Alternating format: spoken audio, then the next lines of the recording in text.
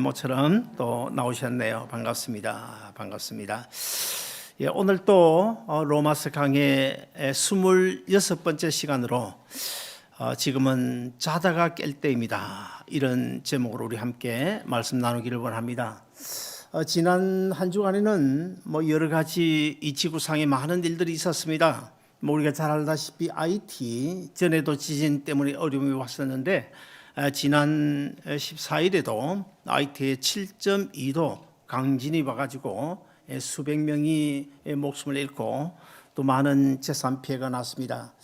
그뿐만 아니고 또 미국이 그동안 개입해가지고 전쟁을 해오던 그 아프가니스탄도 지금 상황이 미국이 철수함으로 어쩌면 미국이 개입하기 이전보다 더 악해져 가고 있다. 그런 소식을 우리가 듣게 됩니다.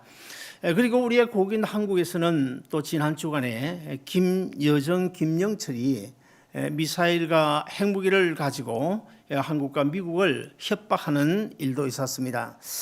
저는 이런 생각을 해봅니다. 북한이 만약 자꾸만 계속해서 1년, 2년도 아니고 계속해서 미사일과 핵무기를 가지고 협박을 하게 되면 결국에는 우리 대한민국뿐만 아니고 일본도 그렇고 대만도 어쩌면 핵무기를 만들지 않겠나. 그렇게 되면 어떻게 될까요? 사실 인류 역사를 잘 살펴보면 어떤 그 역사학자가 쓰는 책에 보니까 인간이 만든 무기는 단 한 번도 사용되지 않냐고 폐기된 적이 결코 없다. 그런 내용을 제가 본 적이 있습니다. 그러므로 이 핵무기도 이미 지난 1945년 일본에서 사용이 되었지만은 아마도 앞으로 어쩌면은 이 핵무기가 세계 곳곳에서 이제 핵무기 전쟁이 일어나지 않겠나 그런 생각이 들어져서 많은 걱정이 앞섭니다. 여러분 혹시 전에 이런 영화 보셨습니까? Left Behind라는 그 휴거에 관한 영화를 제가 본 적이 있는데요. 그 영화에 보면 어떤 노부부가 손을 잡고 공원을 산책을 합니다. 그런데 갑자기 그 아내가 남편의 손에다 옷까지만 거쳐놓고 어딘가 사라져버려요. 그리고 또 어떤 가족이 이 피크닉을 자동차를 타고 피크닉을 떠나는데 그 운전을 하던 그 아빠가 자기 옷을 운전대에다 얹어놓은 채 그만 휴거를 당하고 마는 이런 일도 있었습니다. 그래서 자동차가 뒤집혀지고 그리고 또 여객선은 방향을 잃고 침몰 직전에 이르게 되고 또 하늘을 나른 비행기는 떨어지고 또 발전소가 폭파하는 이런 장면들이 그 영화에 보면 나옵니다. 그리고 또 할리우드 어떤 그 술집에서는 젊은 남녀들이 술에 만취해가지고 그냥 강란의 파티를 벌이고 있는데 근데 한참 이들이 춤을 추고 있는데 어떤 사람은 술에 취해가지고 정신을 잃은 채 그냥 친구가 남겨놓은 그 옷자락을 손에 붙들고 이리저리 비틀거리면서 춤을 추는 그런 모습도 보았습니다. 자, 이러자 미국 대통령, 세계 대통령이라고 할 수 있는 미국 대통령이 특별 담화를 발표합니다. 여러분 어떻게 생각하십니까? 아무리 세계 대통령이라 하더라도 미국 대통령이 특별 담화를 발표한다고 해서 이미 사라진 아이가 돌아옵니까? 이미 휴거해버린 남편이 돌아오는 것입니까? 결코 일단 그 기간이 지나고 나면 더 이상 인간으로서는 손을 쓸 수 없는 그런 사건. 그런데 근래에 들어와서는 휴거란 말이 쏙 들어가고 말았습니다. 옛날에는 휴거 교회에서도 어디서 다 휴거란 말이 많았는데 지금은 휴거라는 말이 쑥 들어가고 말았습니다. 왜 그렇습니까? 지금 이 시대가 어떤 시대인데 그게 말이 되냐? 그래서 휴거는 없을 것이다. 인정을 하고 있지 않지만은 그러나 앞으로 휴거가 있게 될지 아니면 없을지 저도 모르고 우리 모두 누구도 알 수가 없습니다. 혹시 여러분 그 옛날 1970년대로 기억이 되는데요. 중동의 이란이라는 나라 그 당시에 국왕이 누군가 하면 팔레비입니다. 이 팔레비 국왕이 다스릴 때는 미국과 아주 참 친하게 그렇게 지내므로 미국의 지원하에 중동에 있는 그 이슬람 국가들 가운데는 이란이 가장 부강한 나라, 그리고 모든 자원이 풍부하고 그리고 산업이 아주 활발했던 그런 시대, 그리고 정말 중동의 모든 국가들 가운데 가장 자유를 누렸던 그런 나라가 바로 이란이었습니다. 자, 그런 이란이 지도자가 팔레비에서 누굽니까? 그 사람으로 바뀌고 나니까 사실 지금 어떻게 됐습니까? 지옥 같은 나라가 되지 않았습니까? 옛날 그때는 사우디아라비아보다 오히려 이란이 더 미국과 가까운 나라였습니다. 우리는 지금 사실 모든 풍성함 가운데 미국에서 우리가 살고 있는데요. 지난 금요일 저녁에 우리 정재호 선교사님이 오셔서 그 터키의 그 현실을 우리에게 말씀해 주지 않았습니까? 그 이야기를 들어보니까 종교의 자유는 있대요. 우리가 기독교, 예수 믿는 기독교를 선택은 할 수 있지만은 그러나 주민등록증이나 아니면 드라이브 라이센스에 이 사람은 기독교 신자라고 하는 그것이 딱 박히게 된대요. 자, 그러면 터키가 이슬람권 국가인데 모든 정치 권력이나 아니면 회사, 산업 이런 현장에 그런 그 회사라든지 이런 것들을 누가 손에 쥐고 있습니까? 그 이슬람권 사람들이 다 쥐고 있잖아요. 권력을 비롯해서. 그렇기 때문에 기독교 신자가 되면 더 이상 이제 직업도 가질 수가 없고 마음대로 자유분방하게 삶을 살아갈 수 없는 그런 사회가 바로 터키나 이슬람권입니다. 자, 그러므로 우리가 지금 그들과는 달리 너무나 지금 자유롭게 신앙생활하고 자유롭게 자유로운 삶을 살고 있지 않습니까? 근데 여러분들 어떻게 생각하십니까? 자, 세계 최고의 자유를 누리고 있는 이 미국만은 앞으로 10년, 20년, 30년, 50년이 지나도 여전히 우리가 자유를 누리고 살 수 있다고 생각하십니까? 그건 아무도 모릅니다. 어떻게 될지 정말 아무도 모르요 5년, 10년, 20년 후에 어떻게 될지 우리는 아무도 모릅니다. 앞으로 우리의 고국인 대한민국에 핵전쟁이 일어나서 죽음의 땅이 될지 아니면 남북이 통일돼 가지고 아주 자유를 누리면서 평화로운 나라가 될지 아무도 모르는 것입니다. 우리 하나님은 인류 구원 역사를 이루어 가시는 가운데 세계 모든 역사, 인간의 역사가 아니고 하나님의 손에 붙잡힌 하나님의 역사라고 볼 수 있는데 하나님께서는 인류 역사를 이루어 가시는 가운데 이건 도저히 안 되겠다. 제가 너무 간영해서 이 세상을 내가 두고 볼 수 없다. 그럴 때는 가장 적절한 시기에 우리 하나님께서 역사의 매듭을 만드십니다. 언제 매듭이 처음 만들어졌습니까? 노아 시대에 만들어졌습니다. 노아 시대가 너무 악하니까 하나님께 더 이상 두고 볼 수 없다. 그래서 홍수 심판을 통하여 그때까지 모든 사람 노아의 8식구 외에는 다 멸망시키고 노아의 후손들을 통해서 다시 인류 역사를 이루어 가시는 큰 매듭 하나를 만드셨는데, 자, 그런데 지금은 어떻습니까? 어떤 면에서 노아 시대보다 더 악한 시대가 됐다. 그렇게 볼 수도 있지 않겠어요? 자, 그래서 저는 이런 생각을 합니다. 성경을 기초해서 우리가 한 가지 확인할 수 있는 것은 이제는 앞으로 다가오는 인류 역사에 노아 시대 같은 매듭 하나 가지고는 이제 도저히 안 되겠다. 이제는 아예 인류 역사의 종지부를 찍어야 되겠다. 그거 인류 역사의 종지부를 찍게 될 그날을 성경은 곳곳에서 우리에게 예언을 해주고 있습니다. 그래서 사도 바울은 오늘 본문을 통하여 인류 역사의 종지부가 찍히게 될 그날이 지금 성큼성큼 우리에게 다가오고 있는데, 내가 너희를 죄에서 구원하고 너희가 예수 믿고 구원하게 된 너희 그리스도인들이 어떻게 그렇게 사냐? 제발 죄 잠에서 깨어나오. 이런 경고를 하고 계시는데 오늘 본문 11절 12절을 우리 한번 같이 읽어보시겠습니다. 다 같이 읽습니다. 시작. 또한 너희가 이 시기를 알거니와 자다가 깰 때가 벌써 되었으니 이는 이제 우리의 구원이 처음 믿을 때보다 더 가까웠음이니라. 밤이 깊고 낮이 가까웠으니 어둠의 이를 벗고 빛의 갑옷을 입자. 잠깐 띄워놓으시길 바랍니다. 자, 저기 보면 중요한 단어, 중요한 말씀이 나오는데 자다가 깰 때가 되었으니, 사실은 그 사이 이 벌써라는 단어는 어떤 면에서는 우리가 인간적으로 생각하면 필요 없는 단어예요. 그럼에도 불구하고 성경은 왜 벌써라는 단어를 썼을까? 이 벌써라는 단어를 제가 찾아보니까 헬라어로 에데라는 단어인데, 이 에데라는 단어의 뜻이 무엇인가 하면 영어로 하면 already, 이미 준비가 됐다는 거예요. 이미 다 준비가 돼서 방아쇠를 당길, 아니면 하나님의 심판이 지금 당장 임하기 바로 직전 내 상태를 지금 이야기하고 있고, 그 다음에 보면 또 너희 구원이 처음 믿을 때보다 가까웠다. 이 가까웠다는 단어도 보면 엥기스라는 헬라어 단어를 사용하고 있는데, 그 뜻을 제가 찾아보니까 어떤 일이 곧 일어나기 바로 직전, 어떤 큰 일이 일어나기 직전의 상황, 그런 뜻을 가지고 있어요.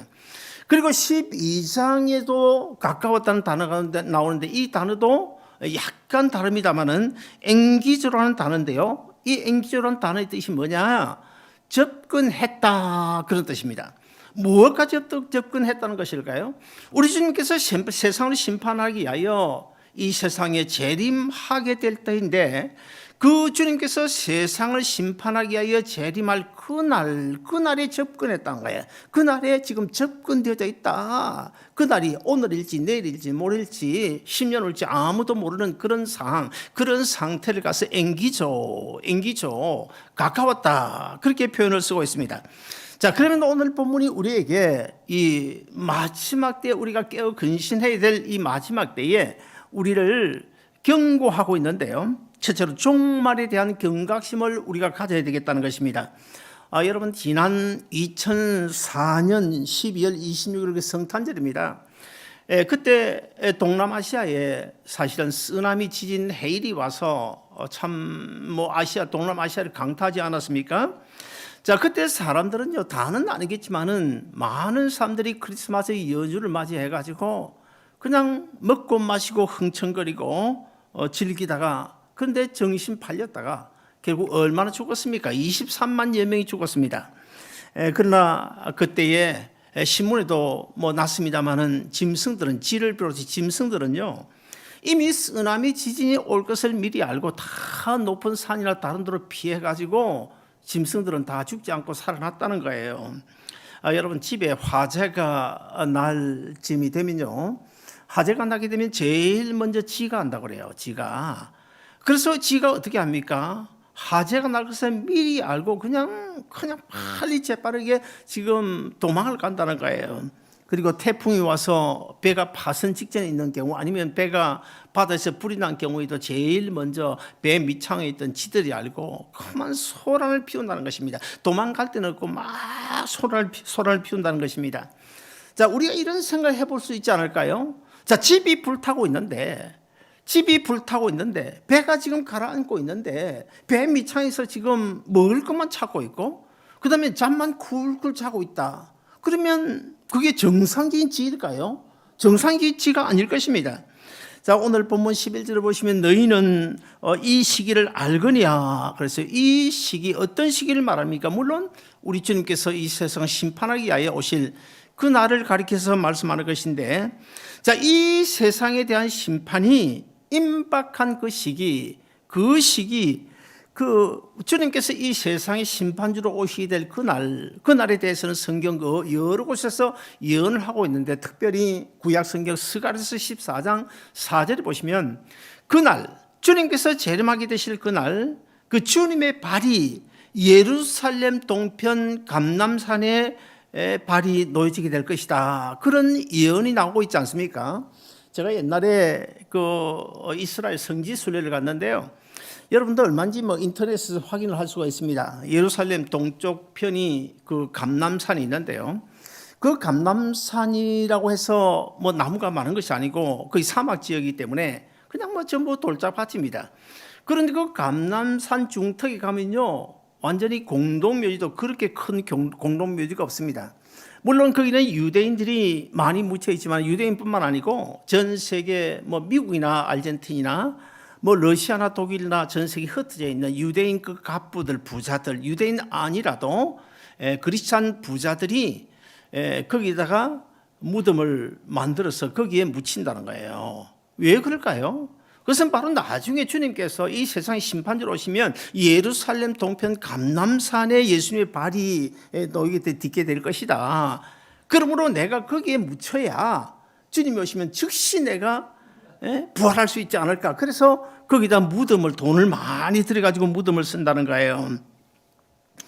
여러분, 너희는 이미 그 시기, 그 때를 알고 있느냐? 그날 주님께서 이 세상에 재림하실 그날은요, 아마 내 생각에 희비 쌍곡선을 이루지 않을까.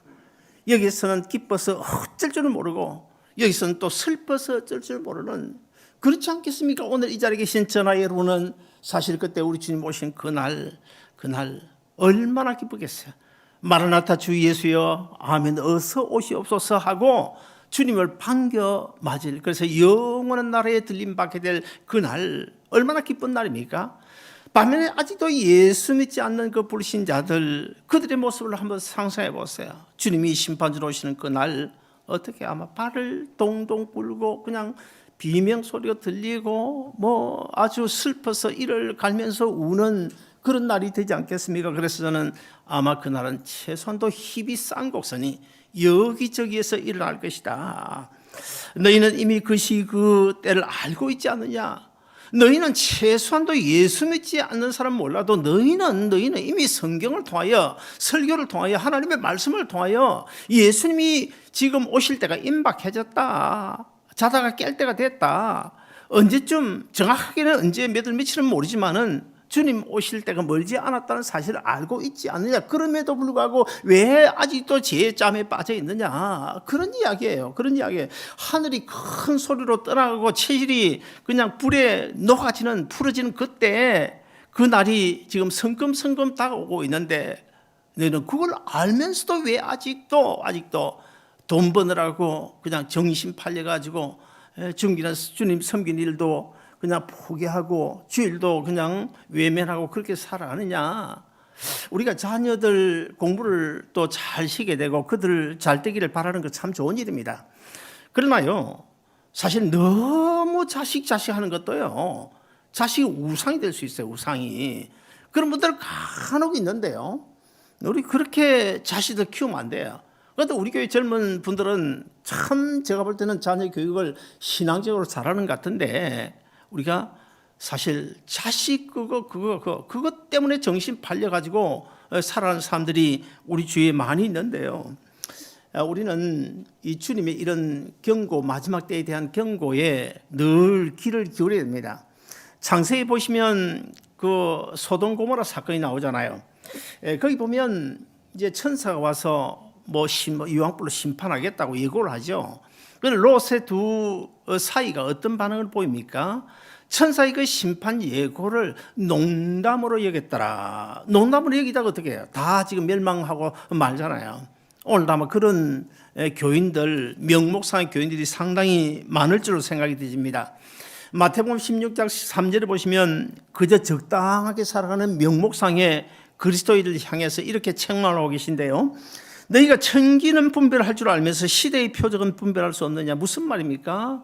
너희가 날마다 이 자리에 혹시 주식하는 분이 계실지 모르지만은 이 주식하는 사람들 보니까요, 그냥 아침에 시간만 되면 컴퓨터에 앉아가지고 그냥 순간순간 오르냐 내리냐 그냥 어쩔 줄 몰라가지고 막 두드리고 앉아있는 사람들이 있는데요.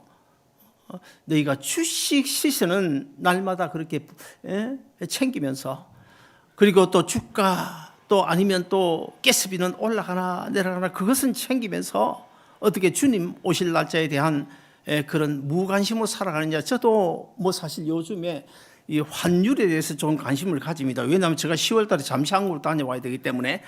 그런데 이상하게 제 아내하고 제가 그런 이야기를 합니다. 아니, 환율이 올라갔다가 우리만 한국을 가면 환율이 내려와요. 그래서 하나님 그 환율을 좀 우리 갈 때 좀 올려주세요. 그래가서 좀 비용도 좀 절감하게 해주시면 좋겠습니다. 그런데 어쩌면 또 10월 달 우리 가기 아마 한 일주일 전에 환율이 내려올지도 몰라요. 지금까지 그랬으니까. 자, 이렇게 우리가 세상 그런 문제에는 그냥 정신이 팔려 살면서도 성경에 수없이 경고하고 있는 이런 주님의 예언의 말씀에 대해서는 우리가 너무 그냥 무관심하게 살아간다. 이는 이제 우리의 구원이 처음 믿을 때보다 가까웠습니다. 우리 영육 간의 구원을 얻어 영화로운 몸으로 주님 앞에 들림받을 그 영광스러운 그날에 대해서는 관심을 가지지 아니하고 이렇게 살아 되겠느냐? 자다가 깰 때가 되었으니 제발 제하게 삶에서 깨어다오. 그런 부탁인 줄로 믿습니다. 여러분 혹시 그 미국 NBA 아주 전설적인 인물이 있죠. 코비 브라이언트라고. 이분이 작년 1월 26일입니다. 1월 26일 날 그 아이도 이제 농구를 하는데 그 딸아이가 아마 샌디에고 쪽에서 아마 경기가 있었던가 봐요. 그래서 집에서 아침에 일찍 나와가지고 헬리콥터를 타고 출발을 가는데 헬리콥터가 그냥 추락을 해가지고 죽지 않았습니까?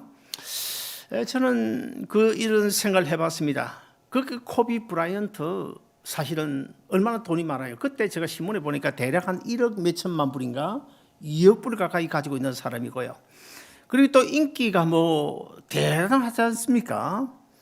그리고 또 41살밖에 안 됐고 운동선수니까 또 얼마나 건강 자신이 있었겠어요.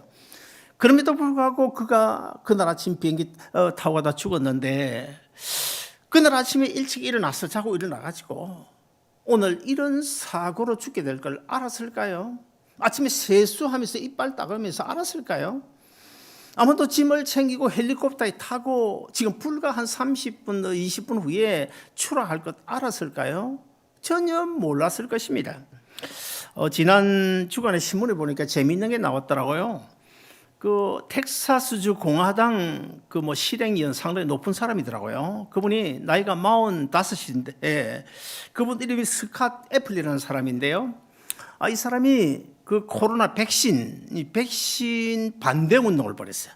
반대 운동을 신문도 내고 그다음에 사람들 군중을 모아가지고 백신 맞으면 안 된다고 반대 운동을 벌리고 그러던 사람이에요.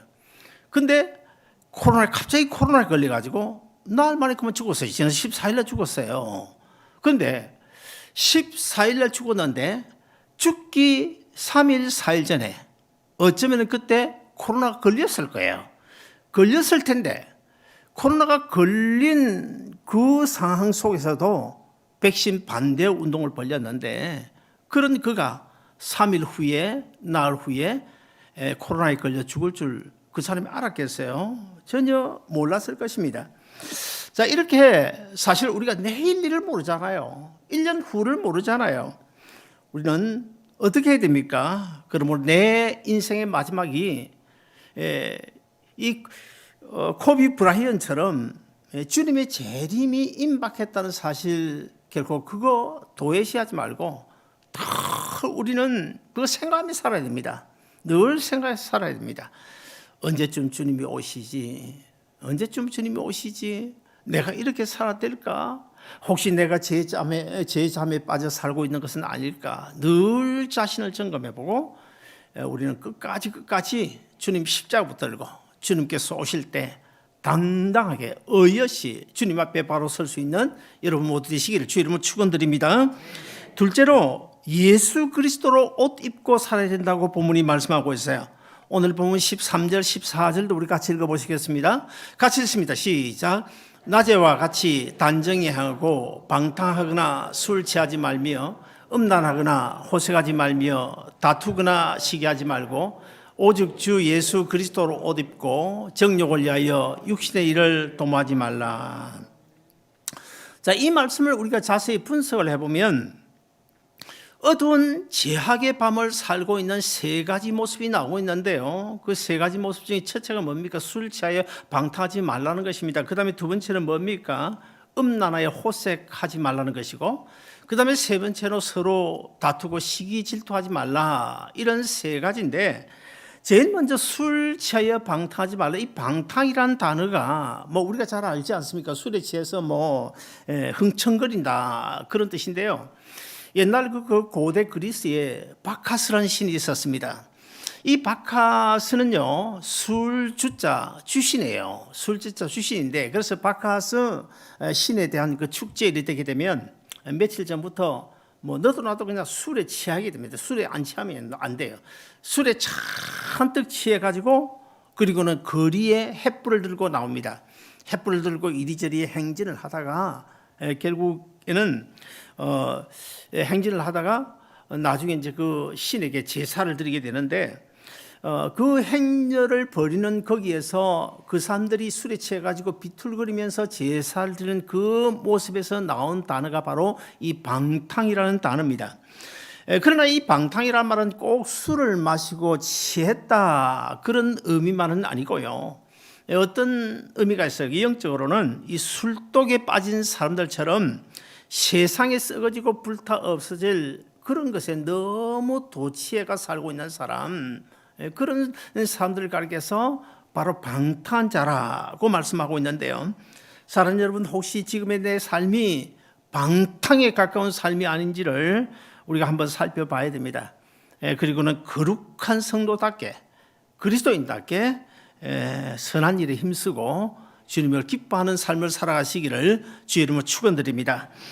둘째로 음란하여 호색하지 말라고 말씀하고 있어요. 인류 역사를 잘 살펴보면 어느 민족이든지 어느 국가든 간에 이 성적인 타락이 거기에 달하게 되면 하나님께서 반드시 그 민족이나 그 국가를 멸망시키시는데요.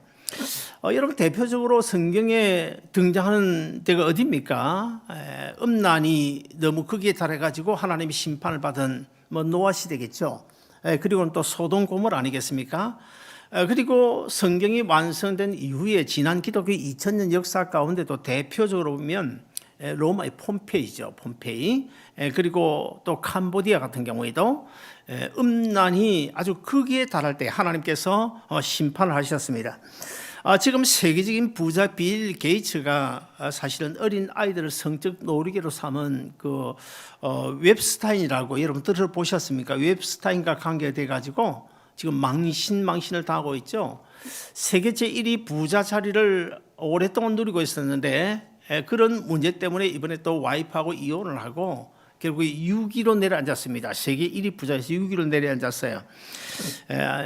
과거에 우리 한국도 한때는 인신매매 3등급으로 낙인이 찍혔던 그런 적이 있었고요. 그리고 동남아시아에서 어린 아이들을 성노예로 수입하는 아동 성노예 수입국으로 국제적인 망신을 당한 적이 우리 한국에서 한 10여 년 전으로 기억이 됩니다.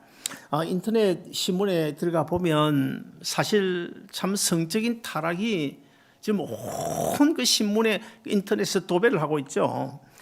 끊임없는 성추행 사건, 특별히 우리 한국의 경우도 사실 그 국회의원도 그렇고 도지사도 그렇고 시장도 그렇고 이 성적인 문제가 지금 얼마나 많이 일어나고 있습니까?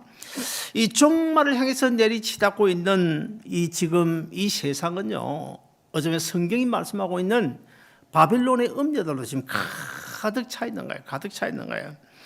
그리고 또 이 언론과 그런 기업들은 음란 문화 그 보급에 앞장을 서고 있고, 그런 그 언론이라든지 그런 사회를 질타하고 그들에게 책임을 묻고 그들을 선도해야 될 그런 입장, 하나님의 말씀으로 그들을 건면해야 될 하나님의 교회는 또 어떻습니까? 하나님의 교회도 심지어는 동성애자를 목사로 안수하는 그런 시대가 되지 않았습니까? 물론 저는 다 믿질 않습니다만은 유튜브에 보면 이 과거에 이제 북한에 갔다가 목사님들이 어떤 정확한지는 모르겠습니다만 실명을 걸어서 100몇십 명이래요. 100몇십 명 목사들이 북한에 갔다가 그냥 그게 쉽게 말하면 영적으로 넘어진 거죠. 그래가지고 한국에 돌아와서 좌파 운동을 하고 있는 이런 목사, 정말 다는 아니겠지만은 아마 상당수 있을 줄로 저도 확신을 합니다. 캐톨릭 경우도 우리가 잘 알고 있죠. 캐톨릭은 주를 이은 그 사제들의 성희롱 사건 이런 것 때문에 카톨릭이 사실은 그 재산이 얼마나 많았습니까? 그런 재산이 고갈이 날 정도로 지금 바닥을 메고 있다, 그런 이야기도 우리가 듣고 있습니다. 무엇을 이야기하는 것입니까? 음란 때문에 이제 말세가 되었다는 것을 우리에게 보여주고 있는 거예요. 그리고 마지막으로 다투거나 시기하지 말라고 권면하고 있습니다. 어떤 사람은요, 이 시대를 가리켜서 칠면조 시대다, 칠면조 세대다, 그렇게 이야기를 합니다. 무슨 말인가 하면, 칠면조를 키우잖아요. 그 우리 안에 뭐 10마리든 뭐 5마리든 20마리든 칠면조를 키우면, 이 칠면조가 어쩌다가 다리를 다쳤어요. 그 피를 흘려요. 그러면 같이 함께 잘 놀고 있던 그 동지 칠면조들이 우르르 달려 들어가지고 지금 피를 흘려 고통을 당하고 있는 그 칠면조를 계속 쪼아가지고 결국에는 피를 흘려 쓰러져 죽게 한다는 겁니다. 오늘날 사실 그렇지 않습니까? 약자들을 보호해야 될 그런 건강한 사람들이요, 칠면조처럼 약한 그들을 밟고 지나가기에 참 오히려 여념이 없는 그런 시대. 요즘 우리 한국 경우도 보면 그 민주노총 참 저는 이해가 안 돼요. 그리고 또 소위 문 대통령을 추종하는 그 문파라 그럽니까? 문파. 여러분 이해가 됩니까? 난 아무리 봐도 그들에게 이성도 없고 지성도 없고 감성도 없고 양심도 없고 저는 그렇게 보여요. 인격도 없는 것 같아요. 심지어는 교회 안에서도 무리를 지어가지고 교회가 하는 일을 그냥 해방을 하고 교회 허무는 일에 앞장을 서고 있는 그런 무리들이 오늘 우리 한국 교회는 얼마나 많은지 모릅니다. 그러면 우리 오늘 본문 12절 다시 한번 더 읽어보시겠습니다. 본문 12절 계속해서 14절요. 같이 읽습니다. 시작. 밤이 깊고 낮이 가까웠으니 그러므로 우리가 어둠의 일을 벗고 빛의 갑옷을 입자. 오직 주 예수 그리스도로 옷 입고 정욕을 위하여 육신의 일을 도모하지 말라. 자, 저기 보면 두 가지가 나옵니다. 어둠의 일을 벗고 빛의 갑옷을 입자. 빛의 갑옷을 입는다. 그리고 둘째는 예수 그리스도 옷 입고 라는 말이 나오는데요. 자, 무엇을 의미할까요? 두 가지 다 똑같은 뜻입니다. 그러면 우리 갈라디아 3장 27절도 같이 읽어보시겠습니다. 같이 읽습니다. 시작. 누구든지 그리스도와 합하기 위하여 세례를 받은 자는 그리스도로 옷 입었느니라. 예수님을 새 주인, 내 주인, 인생의 주인으로 모시고 오직 주님 뜻대로 살아가는 사람, 믿음의 주여 온전케 하시는 예수님만 바라보고 사는 사람, 하나님의 말씀을 전신갑주로 입고 주님 중심으로 사는 사람, 그리고 말씀의 거울 앞에서 아침마다 저녁마다 자기 자신을 비춰보는 그런 사람이야말로 오늘 본문이 말씀하고 있는 빛의 옷을 입은 사람이고, 그리고 그리스도의 옷을 입은 사람들이 아닐까요? 대영 제국, 그 영국이 옛날 그 대영 제국이라고 그러죠. 대영 제국 전성기에 영국 사람들은 아주 대단한 자부심이 있었습니다. 그래서 그때 영국이 이제 많은 식민지가 있었는데 그 식민지가 우리도 영국처럼 돼야 되겠다, 그런 모토를 가지고 있었다고 그래요. 영국인들은 다른 민족과 달리 우리는 특별한 민족이다, 그것을 내세우기 위해서 세 가지 삶의 자세가 있었다고 합니다. 첫째는 냄새를 다른 사람에게 풍기지 않기 위해서 꼭 저녁에는 목욕을 하고, 요즘 다 목욕하지만은 옛날 고대니까 심지어는 아침 저녁 목욕을 했다 그래요. 그 다음에 두 번째는 언제 어디서나 정장을 했다고 합니다. 그래서 영국 신사 그런 말도 있잖아요. 그리고 세 번째는 이 똑바로 걷는 것입니다. 그냥 적당하게 뛰어가거나 그렇게 걸자 똑바로 걷는 것. 영국 기병대를 보면 우리가 알 수 있죠. 그래서 세월이 지금 한참 지났습니다만 지금도 전에 어떤 그 책에 보니까 지금도 저 시골 아주 보수적인 데서는요, 똑바로 걷는 것 때문에 감옥에서 죄수가 탈출을 했어요. 그 죄수를 잡아야 되는데 그러면 어떻게 되면 뛰어가야 되지 않습니까? 그런데 똑바로, 영국 신사에 똑바로 걸어가다 그 죄수를 놓치는 일이 한두 번이 아니라는 거예요. 참 이해가 안 되죠. 저는 그런 이야기를 들으면서 우리 그리스도인도 최소한도 그런 자세 좀 필요하겠다. 옛날에 그 아주 그 훌륭한 그 집안, 대단한 집안에서는요, 며느리감을 고를 때는 세 가지 삼시를 갖춘 며느리를 뽑았다 그래요. 어떤 사람일까요? 첫째는 마음씨가 고와야 된다. 마음씨가 당연하죠. 마음씨가 고와야 된다. 그 다음에 두 번째는 뭡니까? 두 번째는 바느질 솜씨, 음식하는 솜씨, 솜씨가 있어요. 솜씨가. 그리고 세 번째는 뭘까요? 세 번째는 맵시가 있어야 된다는 것입니다. 한복을 입었던 어떻게든지 아주 맵시가 저 아무개 집기수구나. 저는 우리 예수 믿는 성도들도 우리 그리스도인들도 최소한 이 삼시를 갖췄으면 좋겠다. 당연히 처음에는 첫째가 뭡니까? 마음씨죠. 주님을 향한 그 일편단심, 마음씨. 그 다음에 두 번째는 뭡니까? 솜씨 가져와야 돼요.